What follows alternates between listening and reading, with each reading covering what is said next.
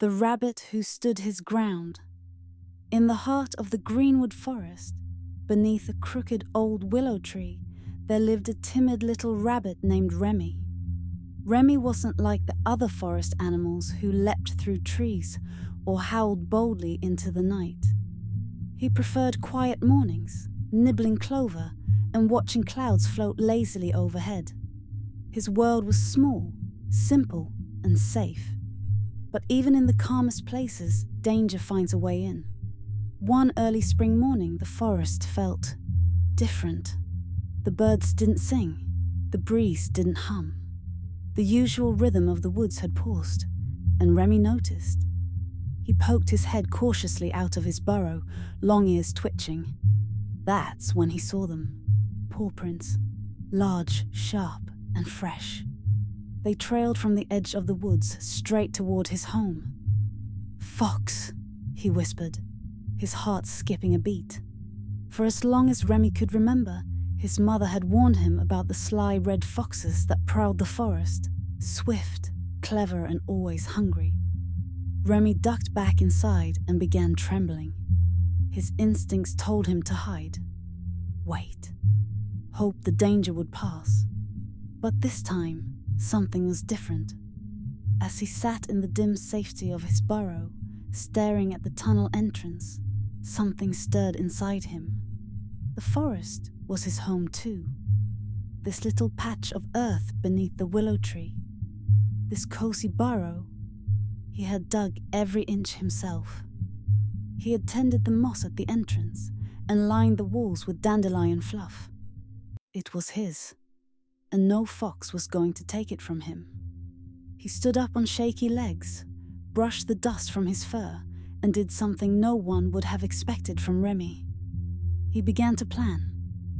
Outside, the sun had begun to rise higher, casting long golden rays through the branches. In the shadows beyond, a pair of cunning eyes watched. The fox had returned. Her name was Vexa, sleek, fast, and patient. She had smelled rabbit that morning and followed the scent here. She knew there was one inside, small, likely weak. An easy meal, but when she pounced into the clearing, ready to strike, she paused. The entrance to the rabbit's burrow was surrounded by sticks. No, not just sticks. Traps. Makeshift contraptions of sharpened twigs, tangled vines and thorny bushes, carefully placed to confuse and distract. And standing right at the mouth of the burrow, as if daring her to come closer, was the rabbit. Remy gulped but held his ground. Vexa tilted her head. "Brave little thing, aren't you?" "This is my home," Remy said. His voice quivered but didn't falter. "You can't have it." "I wasn't asking for permission." The fox smirked and lunged. Remy darted to the side, leading her straight into the first trap, a snare of vines that yanked at her paws. She stumbled, snarled, and spun, only to find herself showered in a cloud of pollen from a flower pod Remy had rigged to explode. Blinded for a moment, she hesitated. That moment was all Remy needed. He bolted behind a log and kicked a small rock. It rolled over a line of pebbles, triggering a cascade that sent a sharpened stick swinging from a branch above. It missed Vexa by inches, but startled her enough to make her back off.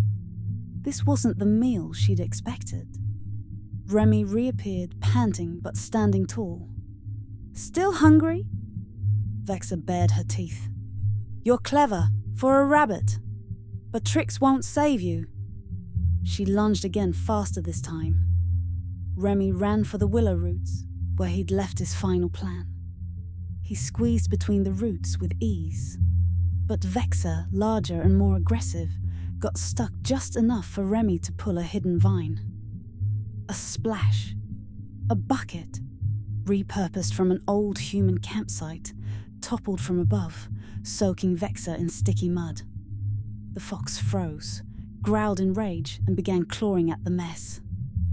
She shook off the mud and snapped, "This isn't over, rabbit." Maybe not, Remy said, heart thudding. But it's not your win today. Vexa snarled once more, but something in her eyes shifted. This wasn't prey. Not an easy one, anyway. With a final glare, she turned and slinked back into the trees. The forest exhaled. The birds began chirping again. The breeze returned, soft and warm. Remy stood alone in the clearing, chest rising and falling.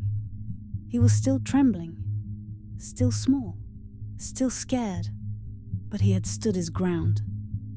Word spread quickly among the forest creatures. They began whispering about the rabbit who faced the fox and won, the rabbit who defended his home, the timid one who wasn't so timid after all. Remy didn't become a warrior. He didn't need to. He returned to his quiet life, tending his clover patch and cloud watching. But every now and then, someone would pass by and nod in respect.